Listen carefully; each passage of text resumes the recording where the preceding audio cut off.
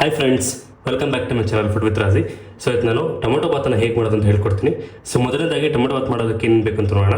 So ಮೊದಲನೇದಾಗಿ 2 ಈರುಳ್ಳಿನ cut ಮಾಡ್ಕೊಂಡಿದ್ದೀನಿ, ಹಸಿ ಬಟಾಣಿ ತೊಗೊಂಡಿದ್ದೀನಿ, 3 ಟೊಮೊಟೊ ಹಣ್ಣು ಕಟ್ ಮಾಡಿ ಇಟ್ಕೊಂಡಿದ್ದೀನಿ, 1 ಟೇಬಲ್ ಸ್ಪೂನ್ ಧನಿಯಾ powder, 1 tablespoon garam masala, 2 tablespoon chilli powder ಮತ್ತು ಶುಂಠಿ ಬೆಳ್ಳುಳ್ಳಿ ಪೇಸ್ಟನ್ನು ತೊಗೊಂಡಿದ್ದೀನಿ. ತುಂಬ ಸುಲಭವಾದಂತಹ ಟೊಮೊಟೊ ಬಾತನ್ನು ಹೇಗೆ ಮಾಡೋದು ಅಂತ ಸ್ಟಾರ್ಟ್ ಮಾಡೋಣ. ಸೊ ಮೊದಲನೇದಾಗಿ ಬಾಣಲೆಗೆ ಒಂದು 4 ರಿಂದ 5 ಟೇಬಲ್ ಸ್ಪೂನ್ ಎಣ್ಣೆ ಆ್ಯಡ್ ಮಾಡಿ, 1 ಟೇಬಲ್ ಸ್ಪೂನ್ ತುಪ್ಪ. ಸೊ ನಾವೀಗ ಮಾಡುವಂಥ ಅಳತೆ ಬಂದು 1 ಪಾವ್ ಅಕ್ಕಿಗೆ. ಸೊ 1 ಗ್ಲಾಸ್ ನೀವು ಮನೇಲಿ ಯಾವ್ದು ಯೂಸ್ ಮಾಡ್ತೀರಾ 1 ಗ್ಲಾಸ್ ಅಥವಾ 1 ಪಾವ್ ಅಕ್ಕಿಗೆ ಈ ಅಳತೆ. ಎಣ್ಣೆ ಸ್ವಲ್ಪ ಕಾದ ನಂತರ ಗರಂ ಮಸಾಲ ಐಟಮ್, 1 ಪಲಾವ್ ಎಲೆ, 2 ಚಕ್ಕೆ, 1 ಲವಂಗ, 1 ಸ್ಟಾರ್ ಅನೀಸ್ ಮತ್ತು 1 ದೊಡ್ಡ ಏಲಕ್ಕಿಯನ್ನು ಆ್ಯಡ್ ಮಾಡ್ತೀನಿ. ನಂತರ 2 ಈರುಳ್ಳಿನ ಆ್ಯಡ್ ಮಾಡೋಣ. ಅದಕ್ಕೆ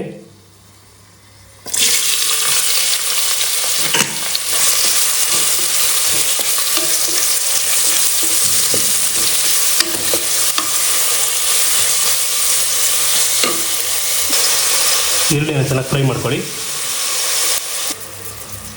ಸೊ ಈರುಳ್ಳಿ ಈ ರೀತಿ ಪಿಂಕ್ ಆಗೋವರೆಗೂ ಫ್ರೈ ಮಾಡ್ಕೊಳ್ಳಿ. ಸ್ವಲ್ಪ ತುಪ್ಪ ಹಾಕೋದ್ರಿಂದ ತುಂಬ ಟೇಸ್ಟ್ ಕೊಡುತ್ತೆ, ಹಾಗಾಗಿ 1 ಟೇಬಲ್ ಸ್ಪೂನ್ ತುಪ್ಪನ ಆ್ಯಡ್ ಮಾಡ್ಕೊಳ್ಳಿ.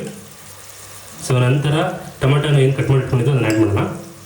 ಎಲ್ಲ ಚೆನ್ನಾಗಿ ಫ್ರೈ ಮಾಡ್ಕೊಳ್ಳಿ.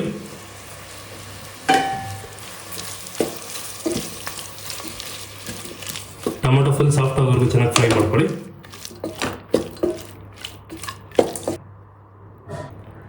ಸೊ ಟೊಮೆಟೊ ಈ ರೀತಿ ಚೆನ್ನಾಗಿ ಫ್ರೈ ಆದ ನಂತರ ಹಸಿ ಬಟಾಣಿನ ಆ್ಯಡ್ ಮಾಡ್ಕೊಳ್ಳಿ. ಇದಕ್ಕೆ ಸೊ ಎಣ್ಣೆಯೆಲ್ಲ ಚೆನ್ನಾಗಿ ಫ್ರೈ ಮಾಡ್ಕೊಳ್ಳಿ, ಒಳ್ಳೆ ಟೇಸ್ಟ್ ಕೊಡುತ್ತಿದ್ದು.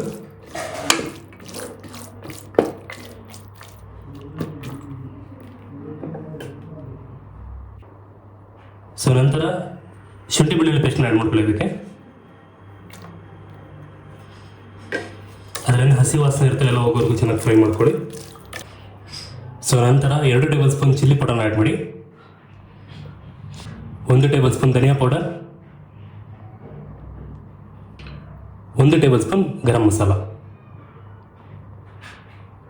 ಸೊ ಎಲ್ಲ ನೀಟಾಗಿ ಫ್ರೈ ಮಾಡ್ಕೊಳ್ಳಿ. ಆ ಎಣ್ಣೆ ಬಿಟ್ಕೋಬೇಕು, ಅಲ್ಲಿವರೆಗೂ ನೀಟಾಗಿ ಫ್ರೈ ಮಾಡ್ಕೊಳ್ಳಿ.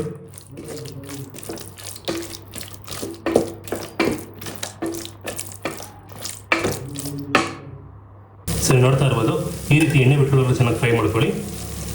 ಸೊ ಇದಾದ ನಂತರ ನಾನು ಈ ಲೋಟದಲ್ಲಿ 1 ಗ್ಲಾಸ್ ಅಕ್ಕಿಯನ್ನು ಹಾಕ್ತೀನಿ. ಸೊ ಅದಕ್ಕೆ 2 ಗ್ಲಾಸ್ ನೀರನ್ನು ಆ್ಯಡ್ ಮಾಡ್ತೀನಿ. ಸ್ವಲ್ಪ ಬಿಡಿಯಾಗಿದ್ದರೆ ಟೊಮೊಟೊ ಬಾತ್ ತುಂಬ ಚೆನ್ನಾಗಿರುತ್ತೆ. ಸ್ವಲ್ಪ ನೀರನ್ನು ಕಮ್ಮಿ ಹಾಕಿದ್ರೆ ಒಳ್ಳೆಯದು. 1 ಗ್ಲಾಸ್ ಅಕ್ಕಿಗೆ 2 ಗ್ಲಾಸ್ ನೀರನ್ನು ಹಾಕಿದ್ರೆ ಬಿಡಿಯಾಗಿ ಆಗುತ್ತೆ.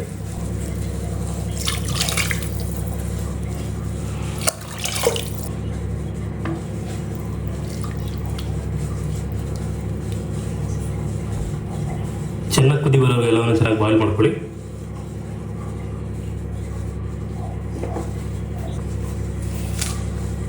ಸೊ ಈಗ ನಾನು ಇದಕ್ಕೆ 1 ಟೇಬಲ್ ಸ್ಪೂನ್ ಉಪ್ಪನ್ನು ಆ್ಯಡ್ ಮಾಡ್ತೀನಿ.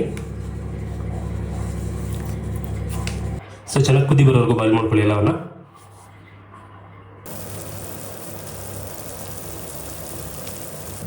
ಸೊ ಈ ರೀತಿ ಕುದಿ ಬಂದ ನಂತರ ರೈಸನ್ನು ಆ್ಯಡ್ ಮಾಡ್ಕೊಳ್ಳಿ. ಇದಕ್ಕೆ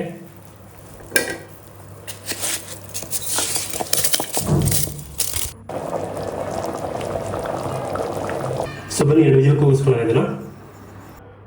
ಸೊ ಫೈನಲ್ ಆಗಿ ಈ ರೀತಿಯಾಗಿದೆ. ಬನ್ನಿ ಚೆನ್ನಾಗಿ ಮಿಕ್ಸ್ ಮಾಡ್ಕೊಳ್ಳೋಣ ಇದನ್ನು.